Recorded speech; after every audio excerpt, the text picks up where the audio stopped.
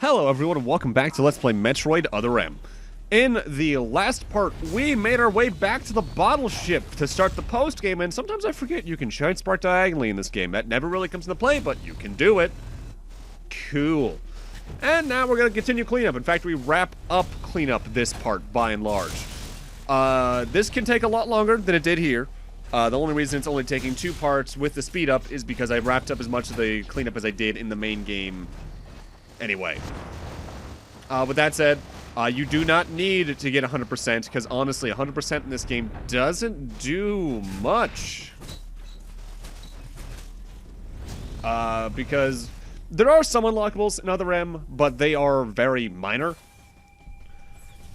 For instance, for beating the game, I didn't show this on the title screen. I believe it's when you beat the game. Might be when you beat the post-game section. You get theater mode, which allows you to watch any of the game's major cutscenes, not like the just, hey, Samus, you're in the save room, I'm gonna tell you to do something kind of stuff. Yeah, I mean more the ones that actively have camera work and stuff. More or less when Samus is directly talking to someone else or otherwise. There's a concept art gallery that we'll be taking a look at when I'm actually talking over the credits. By the way, this missile tank here in the bioweapon research facility. You can just powerbomb most of these Super Zavesians and they'll die pretty quick. Screw attack's also pretty useful for that, as you can see. Kind of weird that they make you fight 3 or 4 waves and then when you can just defeat them instantly, but oh well. And there's one other notable unlock, but I'm going to talk about that during the credits because you unlock it for getting 100%. This game doesn't have any extra ending images. There's no slightly different endings depending on how fast or what you beat it with. Which, admittedly, barring technically Samus Returns, they've sort of dropped in the way they used to do it, at least. Because even Dread, although I haven't seen if they do anything with the Dread mode or Rookie mode difficulties yet, that also does very little with how fast you beat the game. You don't get the same type of ending images you used to, or even the ending screens. But I'll talk more about that when I eventually get to Dread. I have plans to do that. I don't want to say sooner rather than later, but it's on my shorter list of things to do. I want to do Samus Returns first, and I have several plans for how I'm going to do Dread. I'm thinking like maybe 2 or 3 different runs of it. Like the main run where I do 100% normally. A sequence break percent, so to speak, where I show off a lot of the big sequence breaks. And then I haven't updated to Dread mode or Rookie mode yet, because I want to do a suitless percent as a one video off thing, just to be like, hey, look at this cool speed run idea you can do. It's completely broken, and as of a certain update, completely impossible, at least it's one of the tricks that you had to do. But it's still cool.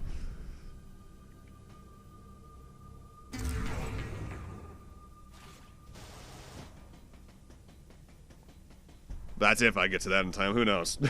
Because I don't want to say I've been busy, but playing games, I've been very split-focused recently, because between getting so much more into gachas the last year, as well as playing longer games more often than not, I've been, I don't want to say stripped for time, but it's been harder to find time to start newer ones.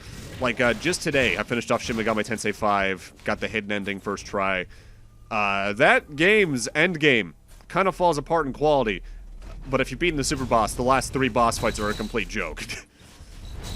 Either just due to the abilities you get from fusing the new demons you get at that point in the game, or otherwise.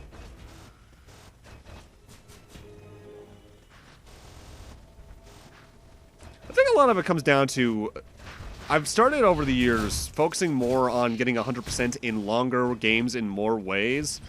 Like when I started doing LPs, like obviously this is now more visible because of how I did Operate Shooting Star, Operate Star Force.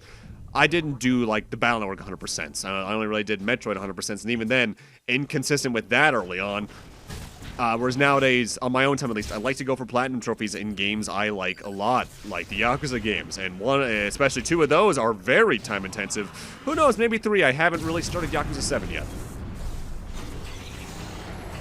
And Lost Judgment's come out, and I need to pick that up too, even though I don't think I would do that, because from what I know, I think Lost Judgment brings back Puyo Puyo, and I cannot play Puyo Puyo well. My brain can't handle it. I can do Tetris, I can't do Puyo Puyo. I do wish that the power bomb doors in the sectors led to better shortcuts, because they're usually just, alright, here's an item directly behind the door. And I wish there was more than just that. Like, say it was a shortcut to the other half of the area, or even if they had, like, teleport points between them. Sort of like what Dread and Samus Returns have, where you open the door, you get the power-up, and then there's a teleporter that'll take you to one of its matching color, allowing you to get to the areas faster. They'd have to figure out how to make that work in this ship's lore, because it's Galactic Federation, it ain't Chozo ancient tech or anything like that. But it could be cool. It would make getting around a lot more convenient.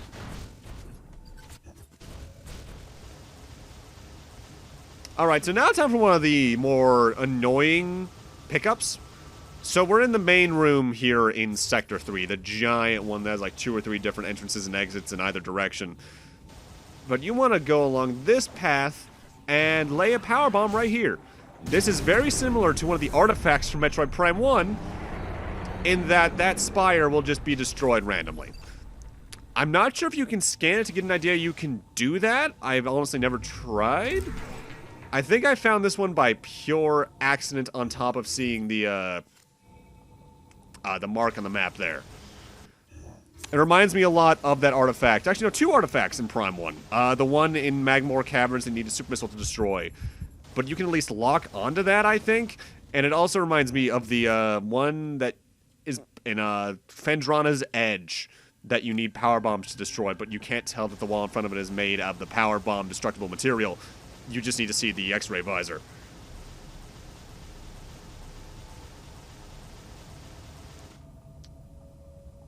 This is like one of the only rooms that you can really take advantage of the space jump to completely change your route in.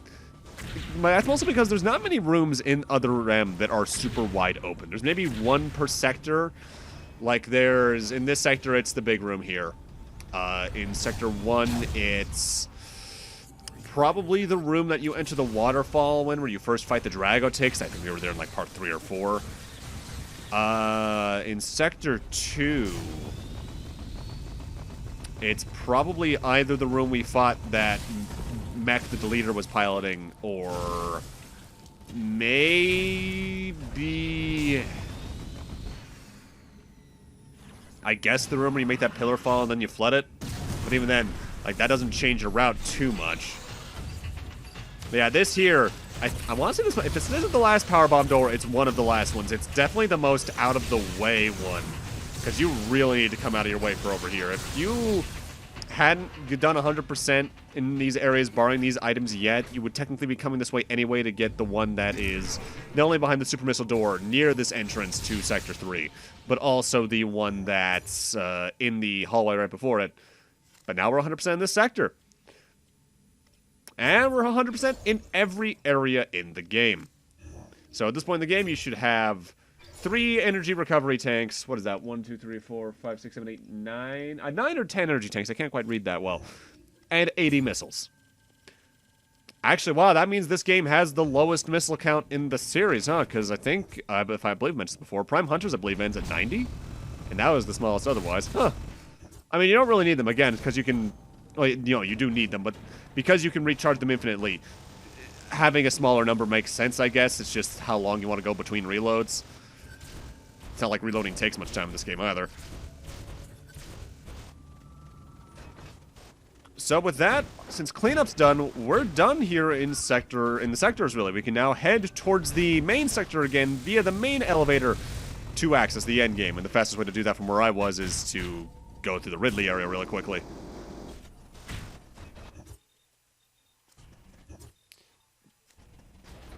Now, there's no real preparations to make for the final portions of Endgame. My only recommendation is use a save point before heading this way, just to top off your energy reserves more than anything. Because you have a marathon ahead of you a little bit, but it's a relatively straightforward one, if that makes sense.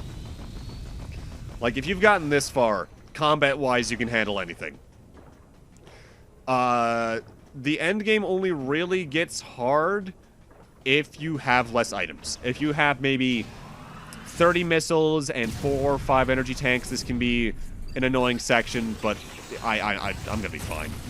And if you've been playing along and have been getting 100%, you're going to be fine too. I believe this is our last one of the Zbrakians. Cool. I've always found those enemies so weird because I guess in a way they're meant to be like the boss fights for the plot of the post-game, but they're so minimal that it always felt a little odd. I believe our final new elevator. So, the reason we're coming this way, here in post-game, like we saw, the elevator that led directly to where Adam was during most of the main story was red and could not be accessed, so we had to use the first power bomb on the first power bomb door. The same is true near the main elevators. The elevator that we used to get down to the main elevators from where Adam was is also not working. So we need to go the other way around by heading up here to the main deck. And the main deck is full of enemies of every type. It's going to be a gigantic, long gauntlet tunnel filled with more or less every major enemy type in the game. Anything that was considered a mini-boss or more than just fodder. The Griptians, the Mighty Griptians, the Galmanians. If it has more than like 3 hit points, you're going to be fighting it. With that said, if you've done everything we have in the game, you have more than enough ammo reserves to take care of this. Your health should be fine. You don't have much to worry about. Secret Wrestles can also come in handy here. This is one of the few times they're honestly like useful in combat because it's one of the only times after you get them, you have like 2 or 3 enemies on screen at a time that you can kill without having to just screw attack. Admittedly, it's fun. I don't know why, just tearing through enemies like this is just very cathartic. It is, I guess this is the most literal victory lap, because I think in terms of like geography of the battleship, where we're going is right behind where we started in this area, so to speak, because we're going around the upper ring at the tip of the battleship, I believe. So, literal victory lap, hell yeah. I do wish they played different music here, though, but that's just my thoughts in the game period. The soundtrack is easily the weakest part of the game to me, and that's sad because Metroid music is usually really atmospheric, really pretty, but also very powerful feeling, especially in, like, Zero Mission. This game takes a lot of notes from Fusion, as you may have noticed over the game, like between its structure, how the plot relates with Samus and Adam, all that, at least at a base level. It having not very memorable music, I wish wasn't one of them. Because I've mentioned this time and time again, when it comes to Fusion soundtrack, I remember the Ceres/Yakuza boss theme. I remember Lower Sector 4, I remember the credits theme, and I remember the Ridley theme, and that's it. Well, no, that's not entirely true. I also remember one of the 2 of the tension themes, like the ones that play in cutscenes when they're talking about like the SAX and that, and there's also the slight tension theme they play. I think it's for the... Oh, what was the name of the fight? It was the enemy where you got the plasma beam from. That name has escaped me. The one that looked like a Chozo statue. But wasn't... Well, it was a Beam Core X, but it wasn't the first Beam Core X. That thing. That theme also sticks with me. Power bombs are also super good here because it takes out most of an area at once. I think easily the funniest bit of this entire sector, I think it's coming up here. Yes, it is, because there's the door. We gotta fight a Radogian. And, power bombs can be good here, so missiles are also really good here. The funny thing is, I think they know at this point you're probably bringing a bit too much ammunition for the party, because you don't just fight one of them, you fight 2 of these things in a row. And there's something about throwing 2 of them at you at once, or in a row, that's just funny. I guess in a way it's like a boss fight in a video game whose health recovers when you've gotten them down to a certain percentage. But it's just funny. If anything, given the type of game this is and the developers these are, I'm surprised there's not a new enemy exclusive to this section, or at least a powered-up version of one of the ones we've already fought, like a new Mighty Radogian that can't be damaged by charge shots or something like that, or the screw attack. Would that be broken? A little bit, but it would be something new. Mind you, I think they're saving there's something new for what's coming up. Wink, wink.